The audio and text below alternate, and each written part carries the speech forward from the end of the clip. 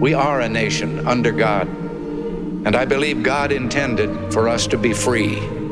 We must realize that no arsenal or no weapon in the arsenals of the world is so formidable as the will and moral courage of free men and women. The price for this freedom at times has been high, but we have never been unwilling to pay that price.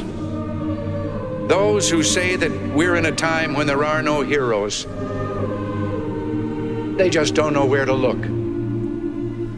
The sloping hills of Arlington National Cemetery, with its row upon row of simple white markers bearing crosses or stars of David.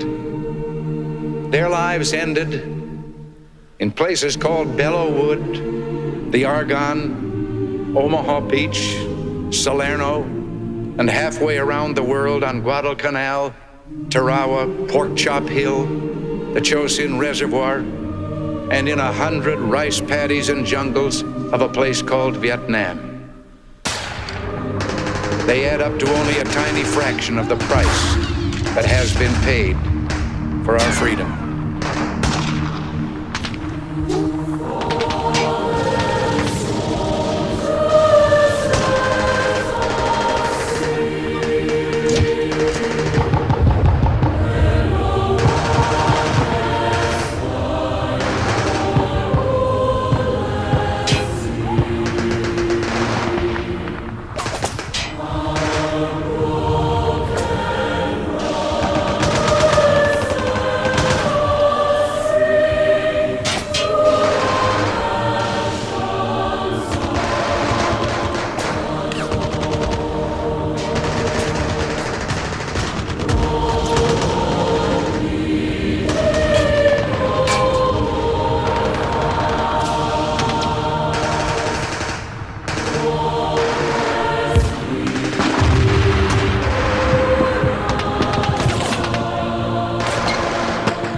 Special sadness that accompanies the death of a serviceman, for we're never quite good enough to them.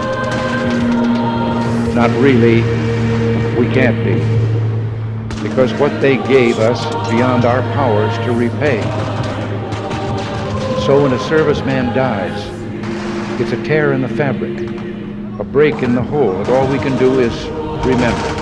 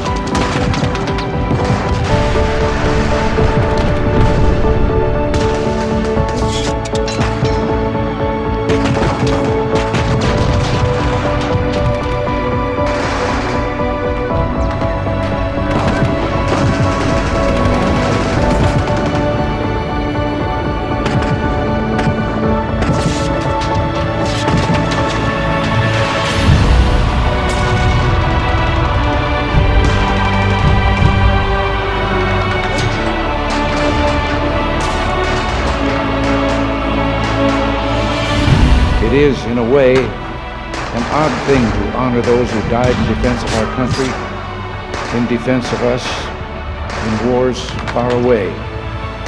The imagination plays a trick.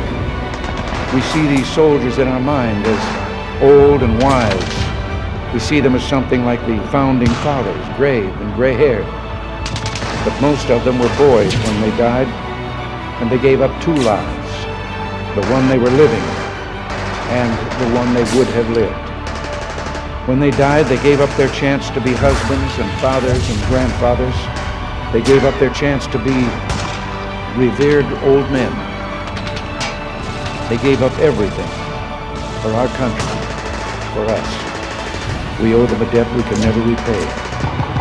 All we can do is remember them, what they did, and why they had to be brave for us.